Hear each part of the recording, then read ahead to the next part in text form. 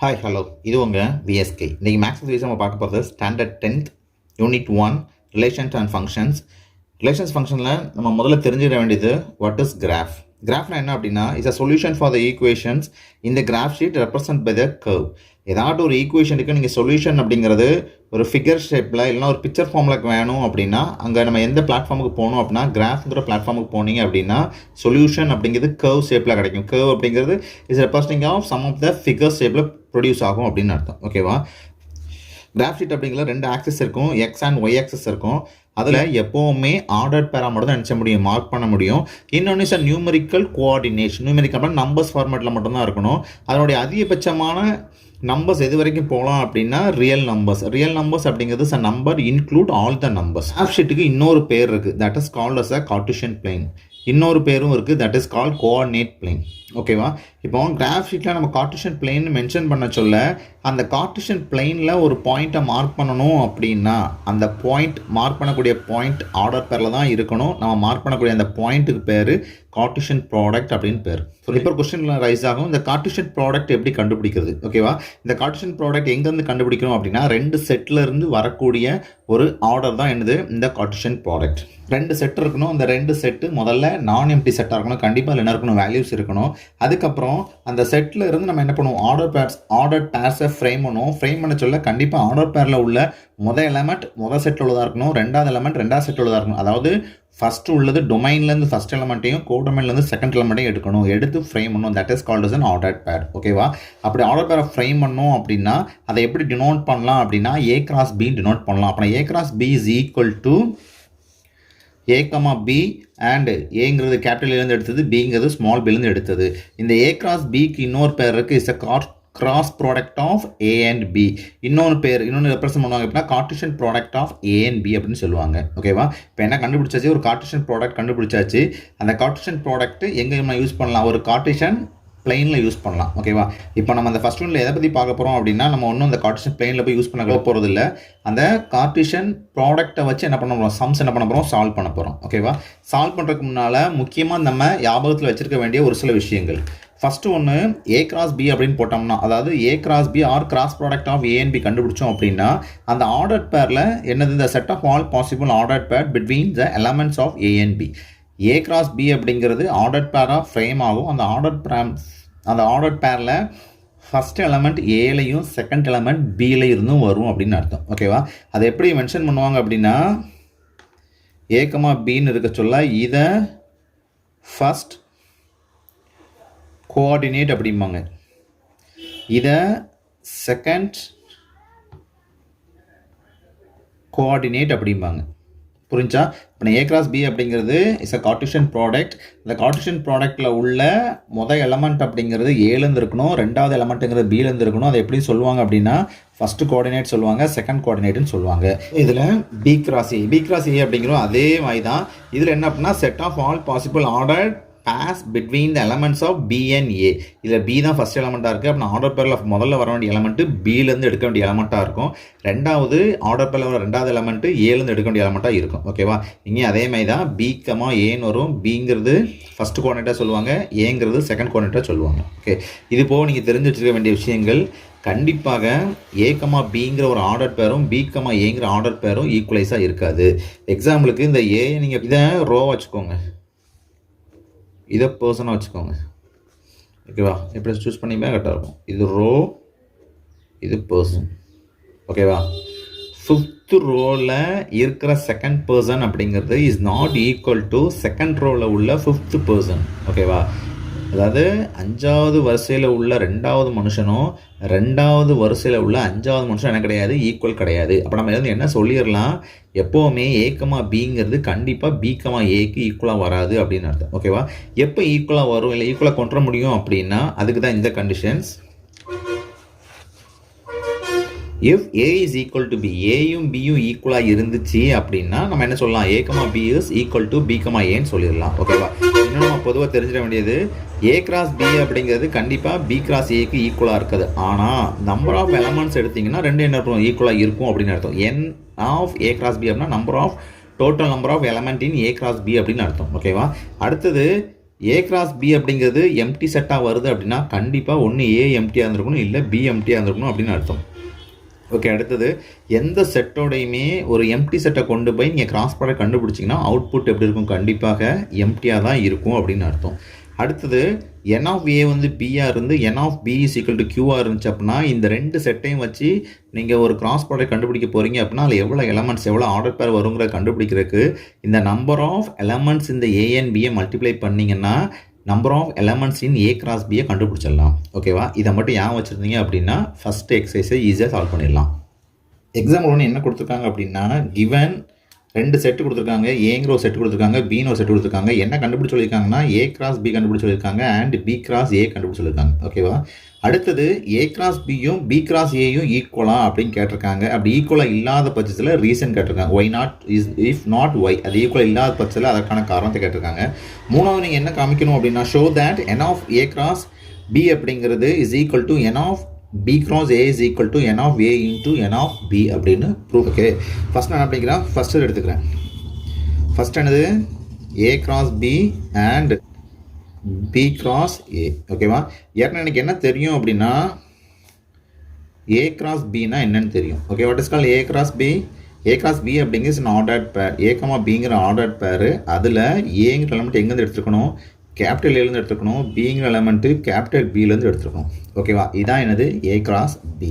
Okay, இங்கே நமக்கு ஏக்கு என்ன கொடுத்துருக்காங்க அப்படின்னா 3 வேல்யூஸ் இருக்குது, 1, 3 and 5 இருக்குது. அதே மாதிரி பிக்கு என்ன இருக்குது அப்படின்னா 2 எலமெண்ட்ஸ் 2, 3ங்கிற 2 எலமெண்ட் இருக்குது. ஓகே, இப்போ நமக்கு என்ன டவுட் வரும் அப்படின்னா அப்படி ஏ கிராஸ் பி கண்டுபிடிச்சோம் அப்படின்னா அதில் எத்தனை ஆர்டர் பேர் வரும் அப்படிங்கிறதுக்கு நமக்கு ஒரு டவுட் வரும். அந்த டவுட்டை கிளியர் பண்ணுறதுக்கு என் ஆஃப் ஏ கண்டுபிடிச்சிருங்க முதல்ல.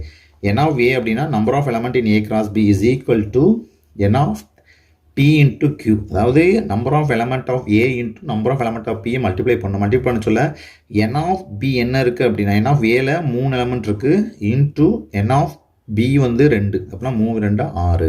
இப்போ நமக்கு என்ன வந்துடும்? நீங்கள் ஏ கிராஸ் பி ப்ராடக்ட் கண்டுபிடிச்சிங்க அப்படின்னா அதாவது ஏங்கிற செட்டில் 1, 3, 5ங்கிற 3 எலமெண்ட்டை வச்சு பிங்கிற ஒரு செட்டில் 2, 3ங்கிற 2 எலமெண்ட்டை வச்சு நீங்கள் கண்டுபிடிச்சிங்க அப்படின்னா ஏ கிராஸ் பி கண்டுபிடிச்சிங்க அப்படின்னா கண்டிப்பாக ஆர்டர் பேராக உங்களுக்கு 6 ஆர்டர் பேர் வரணும் அப்படின்னு அர்த்தம். ஓகேவா? ஆர்டர் பேர் கண்டுபிடிச்சலாமா? A cross B is equal to என்ன வரும்? ஆர்டர் பேர் என்ன சொல்லியிருக்கேன்? முதல்ல உள்ள ஆர்டர் பேரில் வரக்கூடிய எலமெண்ட் முதல் செட்லேருந்து வரணும். அப்புறம் ஏ தான் ஃபஸ்ட்டு, ரெண்டாவது பி. அப்படின்னா ஏ கிராஸ் பி போட்டிருக்கோம்னா முதல்ல ஏலேருந்து எடுக்கணும். அப்படின்னா 1. அப்புறம் என்னாச்சு? 1, 2. அடுத்தது 1, 3. ஓகேவா? அடுத்தது 3ங்கிறது ஏல உள்ள ஆர்டரு. அப்படின்னா 3, 2. அடுத்தது 3, 3. அடுத்தது 5, 2. அடுத்தது 5, 3. ஓகேவா? கண்டுபிடிச்ச ஆர்டர் பேர் கரெக்டாக தான் செக் பண்ணுறதுக்கு பார்த்துக்கோங்க. இங்கே 6 வரணும் நம்ம சொல்லியிருக்கோம். ஐ மீன் எத்தனை இருக்குது? 6 ஆர்டர் பேர் வந்திருக்கு.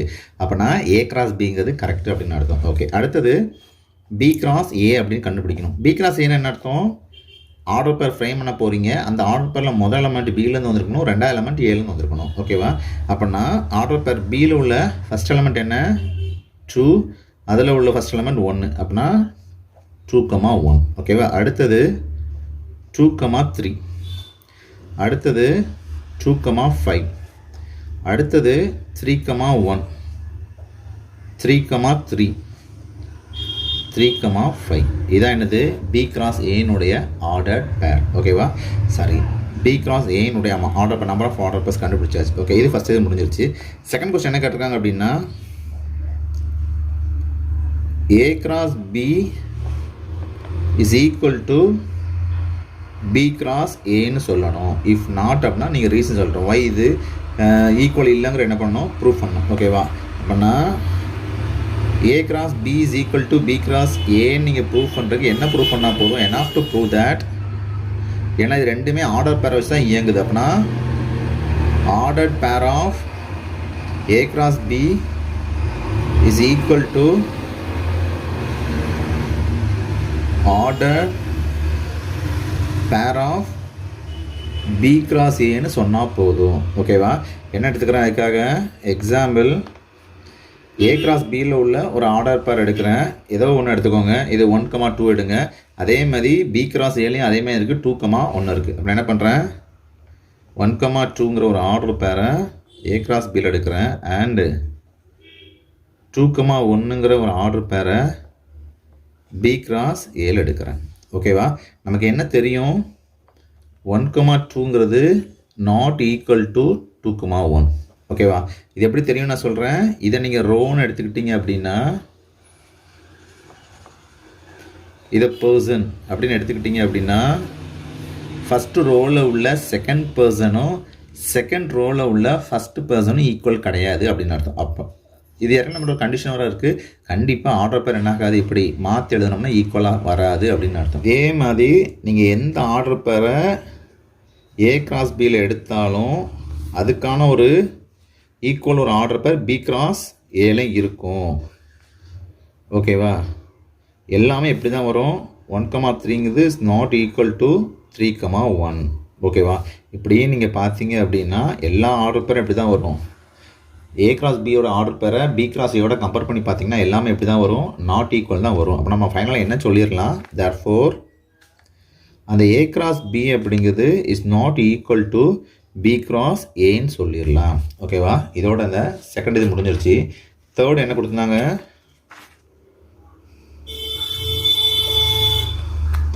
இதை நிரூபிக்கணுமா? டு ஷோ தட்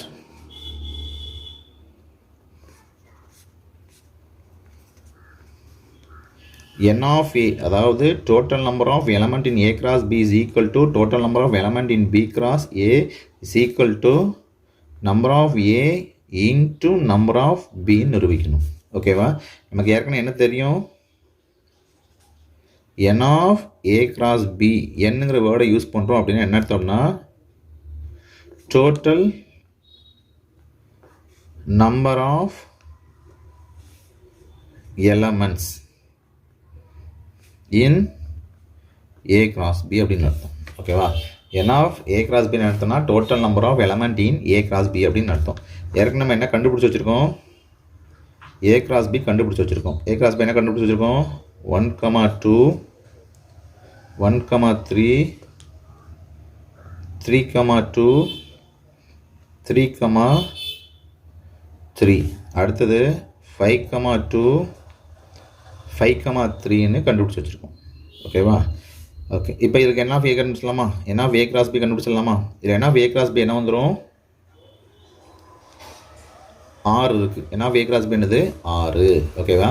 இதே மாதிரி பி கிராஸ் ஏயும் ஏற்கனவே கண்டுபிடிச்சி வச்சுருக்கோம். பி கிராஸ் என்ன கண்டுபிடிச்சி வச்சுருக்கோம்? 2,1 2,3 2,5. அதே மாதிரி 3,1 3,3 3,5. இது என்ன பண்ணிட்டோம்? ஏற்கனவே ஃபஸ்ட் இதிலே கண்டுபிடிச்சாச்சு. இப்போ இதுக்கு என்ன ஆஃப் பி கிராஸ் ஏ கண்டுபிடிச்சிங்கன்னா என்ன வந்துடும்? 6 வந்துடும். ஓகேவா? இப்போ என்ன சொல்லிடலாம்? n ஆஃப் ஏ கிராஸ் பியும் is equal to n of B cross a ஈக்குவல்னு சொல்லிட்டோம். அதே மாதிரி n of a into n of பின்னு சொல்லணும். ஓகேவா? இப்போ இது எல்லாமே 6, இதுவும் 6 இதுவும் 6, எல்லாமே ஈக்குவல். n ஆஃப் ஏ அப்படிங்கிற எத்தனை டேர்ம் இருக்குது? உள்ள எலமெண்ட்ஸ் எத்தனை இருக்குது அப்படின்னா ஏ அப்படிங்கிறது 1,3,5 இருக்குது. அப்படின்னா இதில் n ஆஃப் ஏ அப்படிங்கிறது 3 எலமெண்ட். ஓகேவா? அதே இது பியில் 2,3ங்கிற எலமெண்ட்ஸ் இருக்குது. அப்படின்னா n of b is equal to 2ன்னு அர்த்தம். ஓகே, அப்புறம் இங்கே என்ன வந்துடும்? 3 into 2ன்னு வந்துடும். அப்படின்னா எல்லாமே ஈக்குவல். 6 into 6 into 6. ஓகே, என்ன சொல்லிடலாம்? therefore அந்த n of a cross b is equal to n of b cross a is equal to n of a cross a into n of a. ஓகேவா? hence proved. இதோட example 1.1 முடிஞ்சிருச்சு. அடுத்த வீடியோவில் அடுத்த சந்தி பார்ப்போம். நன்றி, வணக்கம்.